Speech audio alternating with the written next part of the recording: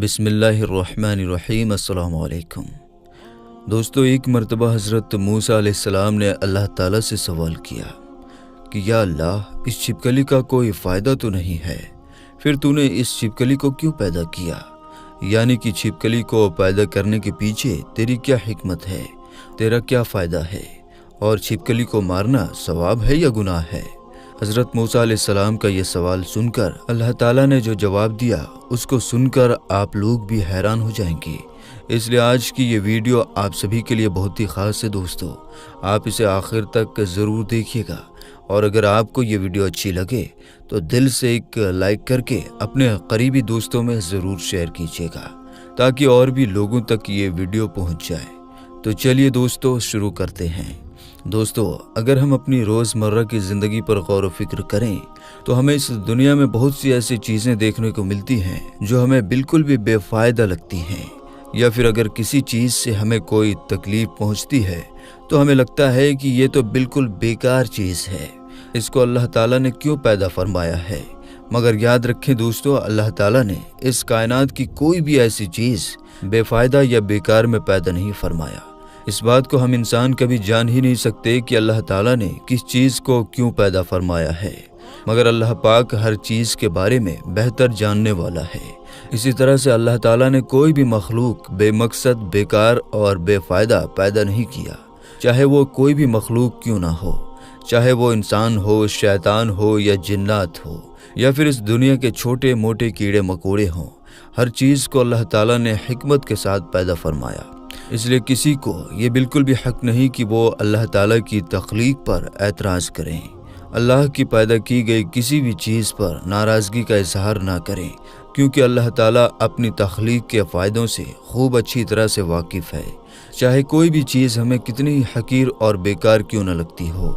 दोस्तों, जैसा कि आप सभी लोग अच्छी तरह से जानते हैं कि हज़रत मूसा अलैहिस्सलाम अल्लाह से हम कलाम हुआ करते थे, यानी कि अल्लाह से बात किया करते थे।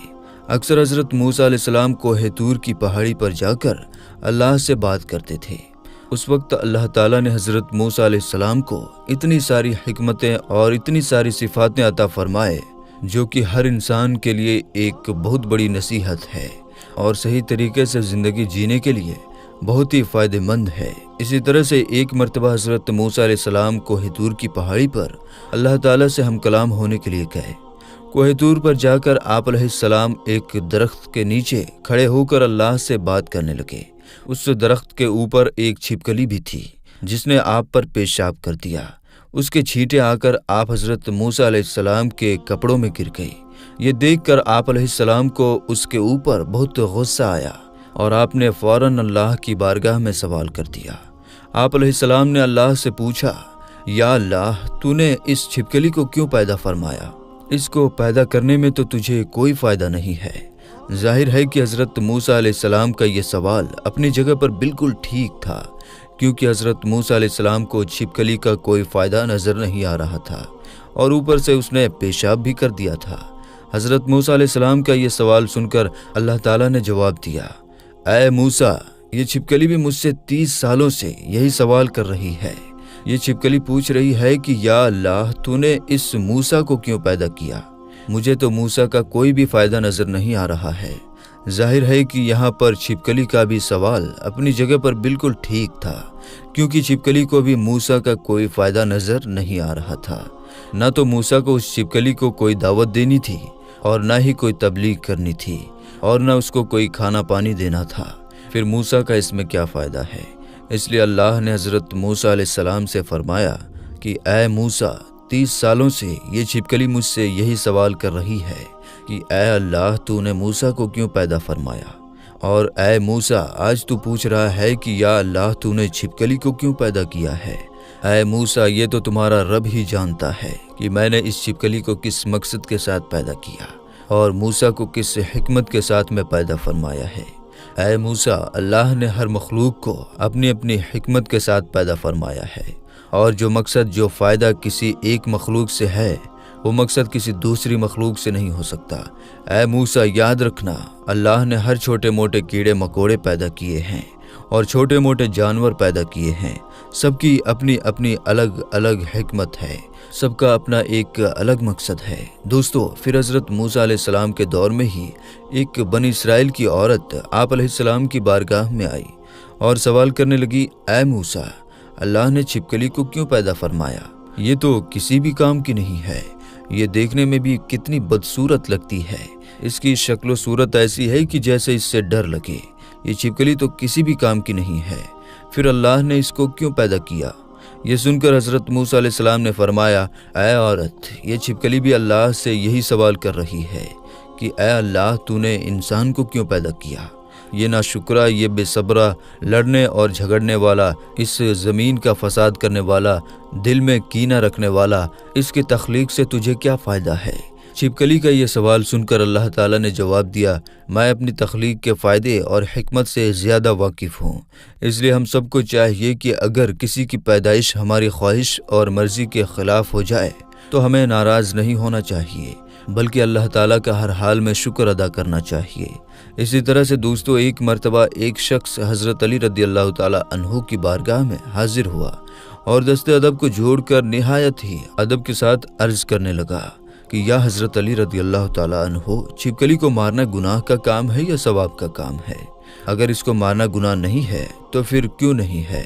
بس اتنا سننا تھا کہ حضرت علی رضی اللہ تعالیٰ عنہ نے فرمایا، اے شخص، یاد رکھنا اس روئے زمین پر کچھ مخلوقات ایسی ہیں جو انسانوں سے ناخوش ہیں اور ان کا شیطان سے وعدہ کیا ہوا ہے کہ وہ انسان کو ہر طرح سے نقصان دیں گے، انہی میں سے ایک چھپکلی اور اس کے خاندان سے جڑے کچھ مخلوقات بھی ہیں۔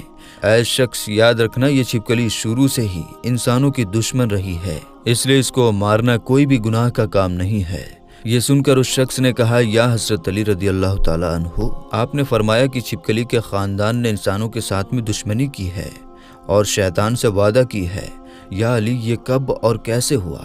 اتنا سنتے ہی حضرت علی رضی اللہ تعالیٰ عنہ فرمانے لگے، اے شخص، حضرت آدم علیہ السلام کے خلقت سے لاکھوں سال پہلے اس روئے زمین پر چھپکلی کا خاندان کثیر تعداد میں پھیلا ہوا تھا اور دھیرے دھیرے اس کا خاندان بہت بڑا ہونے لگا تھا، یہاں تک کہ انہوں نے اس روئے زمین کو دوزخ کے مثل بنا دیا تھا۔ اس وقت اس چھپکلی کے خاندان نے اس زمین پر بہت زیادہ ظلم کیے، یہ دیکھ کر اللہ تعالیٰ نے اس زمین پر اپنا عذاب نازل کر دیا اور اس کے نسل کو ختم کر دیا، مگر اس وقت کچھ چھپکلی جو بہت چھوٹی تھی وہ بچ گئی اور وہ اس زمین کے غاروں اور پانی میں جا کر چھپ گئی۔ پھر جیسے جیسے وقت گزرتے گئے وہ بچی ہوئی چھپکلی بغض اور حسد کی وجہ سے جلتی رہی، یہاں تک کہ پھر حضرت آدم علیہ السلام کا زمانہ آ پہنچا۔